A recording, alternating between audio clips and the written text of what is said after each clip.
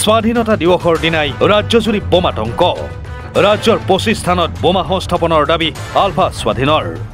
বোমা সংস্থাপনৰ স্থান উল্লেখ কৰি আলফা স্বাধীনৰ বিবৃতি চাওক এই বিবৃতি আলফা স্বাধীনৰ সহ প্ৰচাৰ সম্পাদক সেকেণ্ড লেফটেনেণ্ট ঈশান অসমে জাৰি কৰা বিবৃতি এই বিবৃতিখনত উল্লেখ কৰা হয় যে 15 আগষ্টৰ পুৱা 6 বজাৰ পৰা দুপৰীয়া 12 বজালৈ সামৰিক প্ৰতিবাদৰ কাৰ্যসূচী ৰূপায়ণ কৰা হৈছে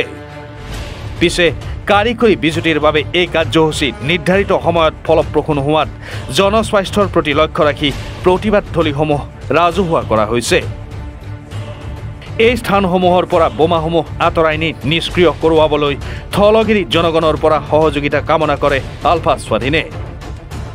অৰ্থাৎ এলানি বিস্ফোৰণেৰে প্ৰতিবাদৰ কাৰ্যসূচীৰ আছিল পৰিকল্পনা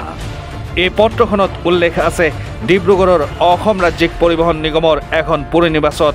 লখিমপুৰৰ অসম ৰাজ্যিক পৰিবহণৰ এখন পুৰনিবাসত লখিমপুৰৰ আৰক্ষী অধীক্ষকৰ পেৰেড গ্ৰাউণ্ডত NSPCৰ এখন পুৰণি গাড়ীত লালুক দৈনিক বজাৰৰ আইবিৰ সমীপত বৰঘাট আৰক্ষী চকীৰ সমীপত গছ লতাৰে আৱৰি থকা এখন পুৰণি গাড়ীত নগাঁও মেডিকেল কলেজলৈ যোৱা পথত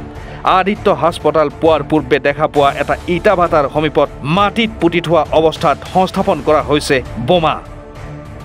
ইয়াৰ উপৰি মহানগৰীৰ 8 স্থানত বোমা সংস্থাপন দিছপুৰ লাষ্ট গেটৰ বিপৰীতে থকা মুকলি ভূমিদৰাত পুতি থোৱা অৱস্থাত গান্ধী মণ্ডপলৈ উঠি যোৱা পথটোৰ বাওঁফালে এটা ট্ৰান্সফৰ্মাৰৰ বৰ্ডৰ বাকচত নাৰেংগী আৰ্মি কেম্পলৈ যোৱা পথত CDA গেটৰ সমীপত পুতি থোৱা অৱস্থাত পাণবজাৰৰ ব্ৰহ্মপুত্ৰ উদ্যোগ পাৰ হৈ দেখা গুমটিখনৰ তলত যোৰাবাটৰ উৰণ হেতুৰ সমীপত ফেটাপাৰা মালিগাঁও আৰু ৰাজগড়ত বোমা সংস্থাপন কৰা হৈছে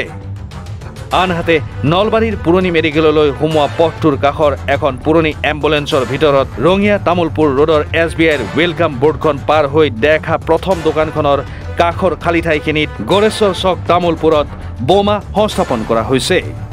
ইয়াৰ উপৰি বিশেষ দ্ৰষ্টব্যত উল্লেখ আছে যে পানীতলাৰ লগতে তিনিচুকীয়াৰ 2টা স্থান ডিব্ৰুগড়ৰ 1টা স্থান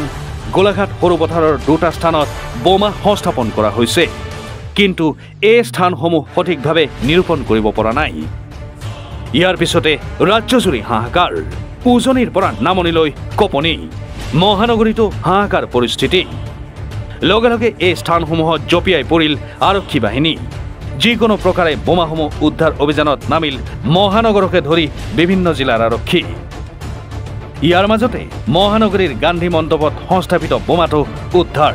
শিৱসাগৰৰ 2 স্থানত সংস্থাপিত বোমা উদ্ধাৰ এনে পৰিস্থিতিৰ মাজতে বোমা সংস্থাপনক লৈ মুখ্যমন্ত্ৰীৰ মন্তব্য বোমাৰ বিষয়টো আৰক্ষীয়ে চাব অসমত কাম নাপালে 14 লাখ নিবনুৱা বাহিৰলৈ যাব টাটাৰ দৰে বিনিয়োগকাৰী গুচি গ'লে উন্নতি ক'ৰ পৰা হ'ব ৰাজ্যৰ নিবনুৱালৈ চাই এনে কাৰ্যৰ পৰা বিৰত থাকিবলৈ আহ্বান পৰেশ বৰুৱাক গুৱাহাটীত আৰু বিভিন্ন স্থানত শিৱসাগৰ লখিমপুৰ নগাঁও আদি স্থানত তেওঁলোকে স্বাধীনতা দিৱস উপলক্ষে বোমা দি থোৱা বুলি কালি ভিডিঅ' আছিল যে 6টাৰ পৰা 12টা বজাৰ ভিতৰত বোমা ফুটিব আজি কোৱা হ'ল যে কাৰিকৰী কাৰণত বোমা ফুটা নাই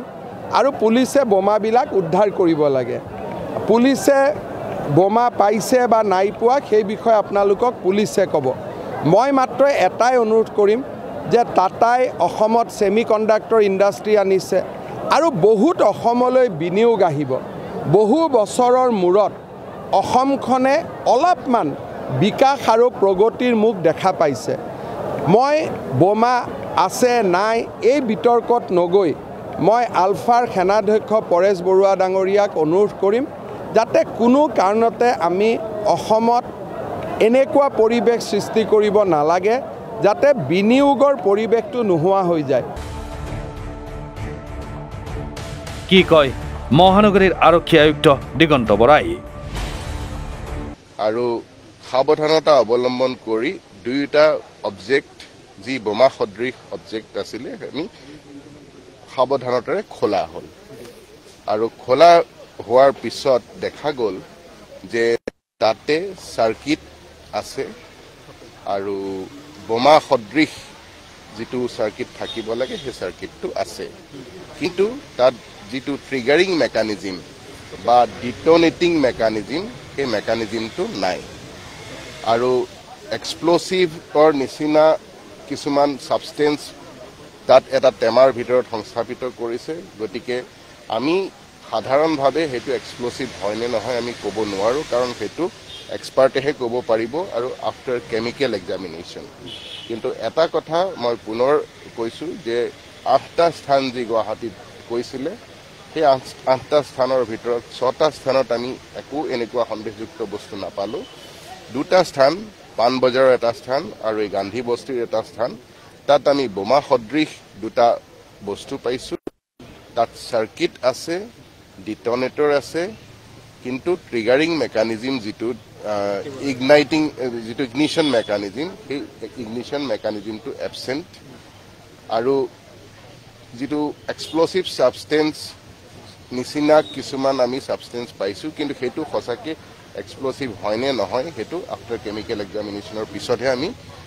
বিতংভাৱে সঠিককৈ ক'ব পাৰিম মই বোমা সদৃশ শব্দটো কৈছোঁ কাৰণ তাত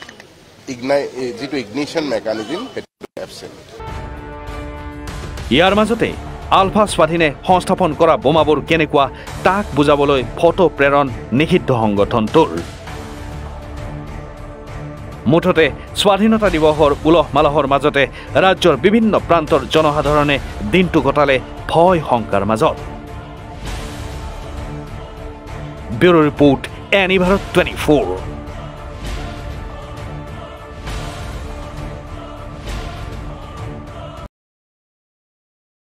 ৰব আপুনি যে এটা অপৰাধ কৰিবলৈ গৈ আছে আপুনি জানেনে এই নাবালিকা গৰাকীক এতিয়াই বিয়াত বহোৱাটো যে এটা অপৰাধ আপুনি জানেনে অপৰাধ কেনেকৈ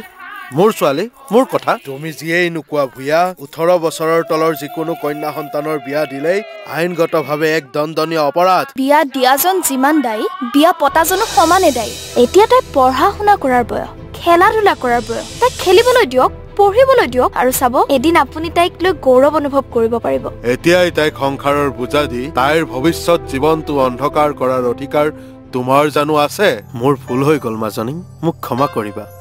শিক্ষা ল'ৰা ছোৱালী উভয়ৰে প্ৰাপ্য আৰু অধিকাৰ